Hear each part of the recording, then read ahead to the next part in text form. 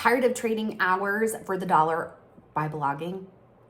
Here's why digital products are going to be a game changer for you.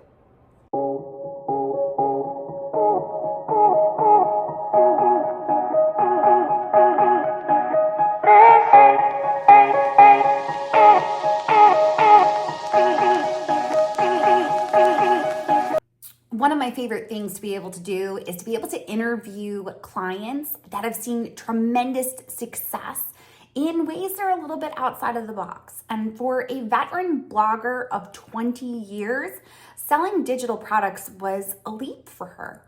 But as you're going to see in this interview, it is a game changer and one that you need to be doing. Let's dive into this interview. Hi, Kathy. Welcome to the podcast. How are you?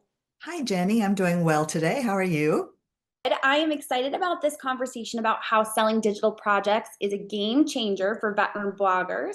But before we jump into that, will you actually introduce yourself and your business to my listeners?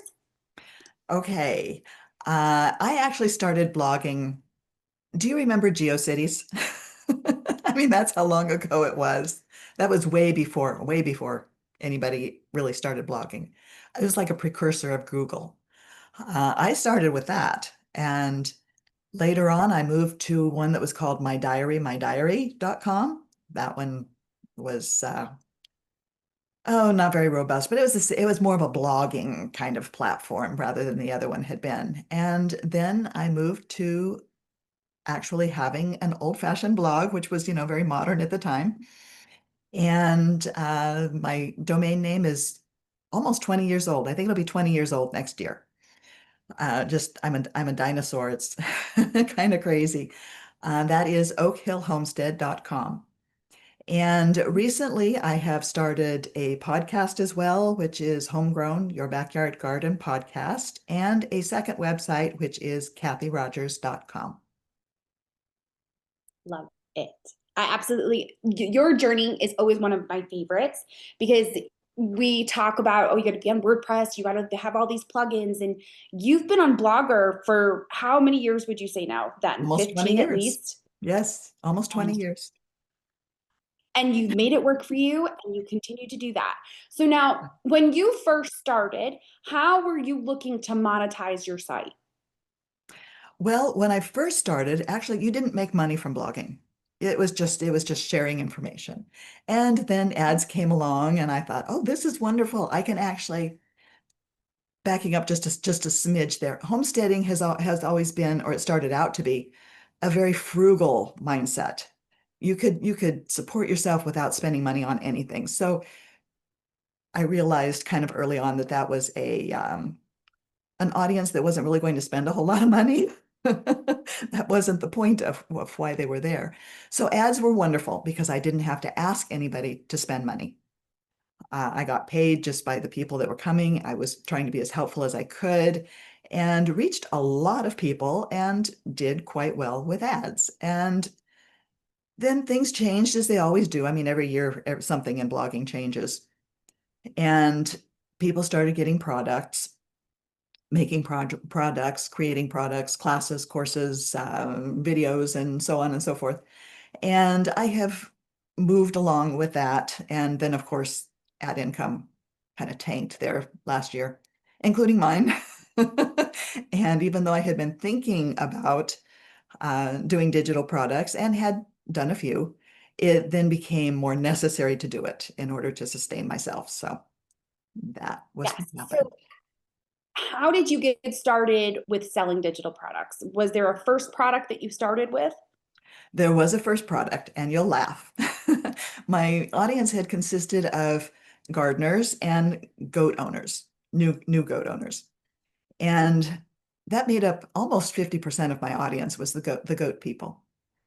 So what I did was I took several of my best ranking, most popular goat posts and turned them into printables, PDFs, mini ebook booklet kind of a thing, just maybe 10 pages. And I sold them at an Etsy shop. And I started out at just $1 a piece because they were practically, it was almost the same information that was available for free on my website. And I felt bad asking people to spend money on it. Now, of course, Etsy's fees have gone up and they have forced my prices to go up as well. I do still sell those. I sell them as a bundle instead of individually, which is better both for my customers and for me. Mhm. Yes. And I think one of the things we've learned over time, right, is that yes, it feels funny asking them for something that is out there for free, but we always say that if it's all in one place, that is the Hmm. value to them, right? And that's why a Right, digital in which you created just makes a ton of sense. I think a lot of people struggle with, well, what do I get started with? And I think going to your most popular content and finding a way to reuse it in some way, whether it is a ebook of the information, whether it's a PDF that they can fill out worksheets, whatever it might be, that is one of the best ways to get started with a digital product because you know people are searching for that. And then it's easy right, to interlink your store within that content because you're already talking about it within there and people are finding it, coming to it, and looking for that information.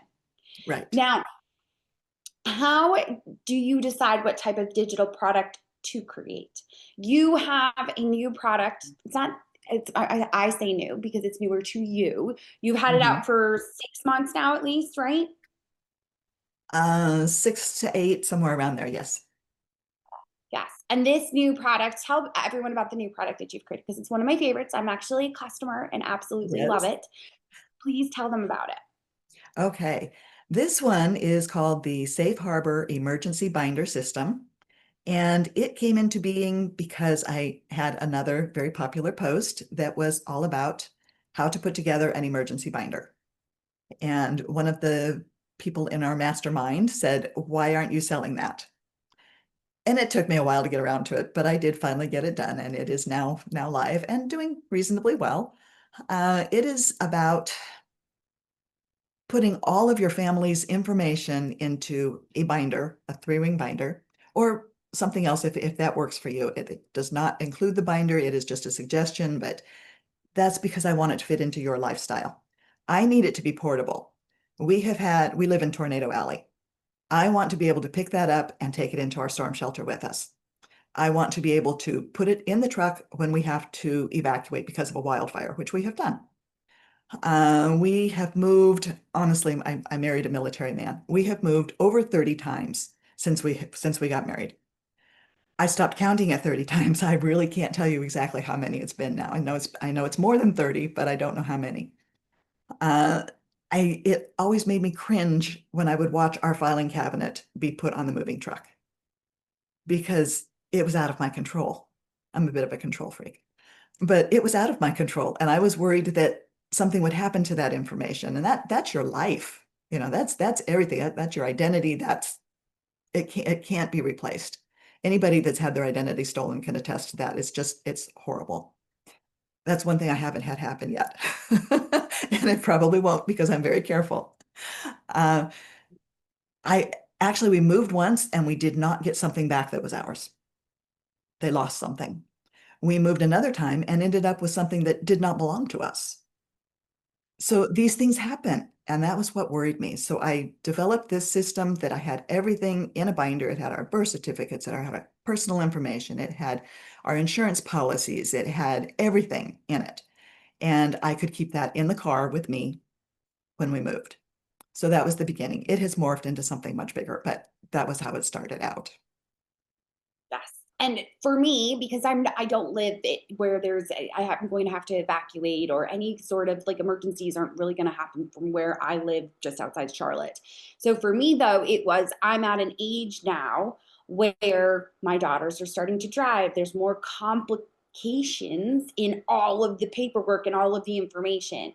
And if something were to happen to me, I know my husband wouldn't have the foggiest idea as to where to start with things, even simple as passwords and paying bills. Right. So your binder to me was a godsend because instead of losing sleep over the thought of he's not going to know where anything is, Hmm. I was able to put it all in one place. You organized it. You told me where to put in there. And recently, he actually had messaged me about needing a policy number. And what would have taken me probably 2 hours to find, I turned around, grabbed it out of my binder, took a quick screenshot and sent it to him within 3 minutes. And that's not something I ever could have done in the past. So Right. I think that as someone that was part of obviously hosting running that mastermind, listening to the way that you had to set it up, for me as someone that isn't necessarily your target audience, because I don't live somewhere where I need to evacuate or anything like that. For me, it was just that peace of mind, and I'm on the outskirts of your target audience, which I think is important for people to understand, that just because you go into it with like a very targeted audience, which you should go into it with a Mhm. targeted audience, you're going to end up with these outliers that realize, oh, wait a second, this will work for me. I need that. Yes. So I just love the way that your binder came together. Now, with the selling of the digital product, how important has email marketing been in the success of it? Oh, it is so important. That is the main way that I reach people, I believe, other than the blog post. But the search isn't what it used to be, and AI just gives you answers instead of sending them to your website. So I don't do a lot of social media. It has always been an uphill struggle for me because I just homesteading is a crowded space these days. And to get into that algorithm so that people see your posts, it's just almost impossible. So I don't do a lot of it. I spend time on email marketing instead. Once I get them on my list, I can talk to them about whatever. I can uh, tell them the benefits. I can teach them a little bit about it. I can show them why it's important. And it is that is the heart of my business. Yeah. And your email marketing, your subscribers are coming to you from your podcast, your anchor content, right? So your podcast Right. that you're repurposed into a blog post that Yes. then has opt-in for them to come onto your list so that you can continue to grow it. Because as we often talk about, the email list is the one thing that you own. Right. Whereas when it comes to social media, it's not yours. Those Right. algorithms are going to impact it every single day, and you never know how it's going to change or go away for that matter. Right. So I love that. What's the biggest mindset shift that entrepreneurs need to make to successfully sell digital products? Oh, let's see. Well, as I said, I liked using ads because I didn't have to ask people to spend money. Mhm. You have to get over that. That's the only way in this particular day and age that you're going to manage. And that was a big shift. Also, moving from printables, which is where I started, very inexpensive ones, that had no place for people to go. That was all I had. And you've pointed that out many times too, that you have to have a customer journey. You have to have something for them to go from and to. And that's what I'm working on now. I did develop a set of goat record sheets that led in from those little printables that were started out at $1 a piece so that they had something else to purchase. They really don't have anywhere else to go from that. But then again, I don't have goats anymore. It's still a big part of my audience. I still talk to those people. I still know a lot about goats. That they don't take that away from you, but I don't write about them anymore. So it's just moving on with the times, with how the market has changed, how the online space has changed, knowing that you are going to have to ask people for money, which is a little bit difficult. But that's the big mindset change that you have to make is just moving on. When you say asking people for money, what do you find that you have a tendency to do in order to get them to purchase? Are you buy, buy, buy, buy? Or is it more show them that you have the solution and make an offer, right? And it doesn't Right. have to be that salesy push. And I think Right. that's the struggle that a lot of entrepreneurs, especially women, have with selling Hmm. products. They feel like, I'm a used car salesman, I'm pushing something. But like I said, even when I was talking about your binder for myself, for Hmm. me, the binder is that peace of mind. I would have paid probably double what you charged for it because it is that peace of mind for me. I didn't know how to start. I had 85 different things and 17 different filing cabinets Hmm. and folders all over the place. But you gave me a clear step by step what needs to be put into it, how to put it together to make it useful for me. That to me is worth it. You didn't even have to sell it. It was just, okay, that's the solution. I need that. And I think that Yes. That's right. Like that's what we need to get past is it doesn't need to be a hard sell. It just needs to be you need to give them that peace of mind. You need to show them that you're going to save them money. You need to show them that you're providing them with a solution that they really truly desire. And I think a lot of people when you do that, it's a natural heck yes, I need this. Yes, yes. I'm sure we've all been there. My grandmother once sent me a good sized check and we needed it. And my husband was at work and I put it in a safe place so that I could show it to him when he got home. And of course, what happened? I forgot where that safe place was in the space of about 2 hours. We both of us tore the house apart, just tore it apart looking for this. Where would I have put this? It was on a bulletin board and on the wall, you know, but we didn't think of looking there because we didn't have a system in place. We didn't know where to look. We didn't have a place to put things. Even now, I mean, I started this binder system years ago, as I've said, and it's developed and moved on, but we still get things in the mail or do something and think, we need to put this in the binder. Why isn't this in the binder? We're still, coming up with things that, oh, that needs to go in there. So it's kind of a living document, we'll say, where you just add things and you do have to update it every so often too and take out the old expired stuff and put in the new copies and that sort of thing. But it is so helpful and I have gotten to be so passionate about this because it has saved our marriage, I'm sure. I need the car title. I think I gave that to you when you got it. No, you didn't. Mhm. Yes, I did. Yeah, now we know where it is. So it has Yeah, been very helpful in all areas of our lives. And now that I have, being passionate about it and having a product that you know is going to help people, that takes away that fear of selling. 100%. Oh my Yeah. goodness, yes. And you say about adding things to it. My oldest daughter is of the age where she was able to get her permit, and I had to go back to DMV, which is always a nightmare. But I had Yes. to go back like 2 or 3 times because I kept coming with the wrong paperwork. And if I had and had checked off my list, which now everything for her license is in the binder when she's able to take her test, because Right. now I know exactly what she needs and I'm going to make sure I have it so I don't have to do the DMV 3 times and waste hours of Yes. my life. Right. Yes, Real ID was another thing where we had to have all of those papers that explained everything. Every time you changed your name, and the guys have it easy, they never change their names, but we have that problem. So if you have had a divorce or whatever, and you got married again, you have to have all of those papers.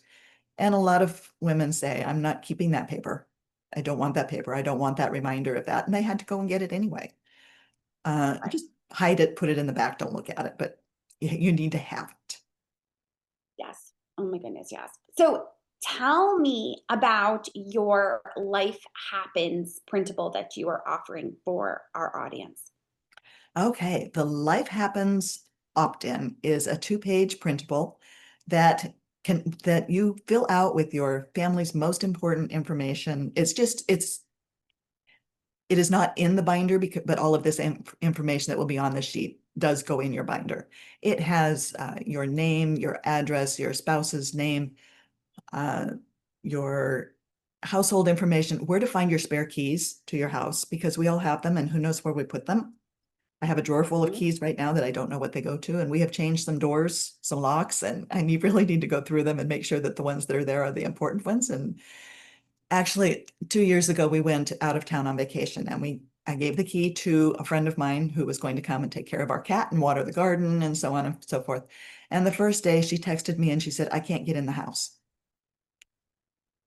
And I said, "Why not?" She says, "Because you locked the storm door and I don't have a key for it." No. So you have to think of these things. Now I have a list. If I'm ever going to leave keys with somebody, I either have to make sure that I did not lock the storm door or that they have the key to it. So these things still come up, they still happen, and you learn from each one, but you're never going to make that mistake again. So it also has a spot for a gate code if you have a gate that you need to get through to get into your apartment or your house or whatever. It is free, and all you have to do is sign up, and you will be able to print it, fill it out, keep it in a safe place, maybe put it up, tape it to the inside of a kitchen cupboard door because there's some things on there that maybe you don't want everybody to be able to see. If somebody just randomly walks in your house, a repairman or whatever, you don't want that on your refrigerator where everybody puts their important information and people probably know to go look there. You don't want it there, but you want it to where you know where it is, everybody else in your family knows where it is, and maybe your adult children as well, so that, everybody knows where this stuff is. Yes. And I would say for me, getting to an age where she's going to be driving and she's going to be able to help with certain things, that would be Hmm. important for all of this kind of stuff is because it is. We're at that stage where it's like she's going to take on a little bit more responsibility, but Right, knowing we're all right. important. I love it. So we're going to link to that in the blog post as well as in the show notes so people can make sure that they get that. Kathy, I really appreciate you coming on and sharing your story. I just, knowing that you've been doing this for 20 years and have gone through the ups and downs, and you hear so many bloggers that will get frustrated over the changes of AI and over algorithms and the way that ads now work. And I think the biggest takeaway that I want people to be able to have from this episode is that your mindset has to be I am a business owner.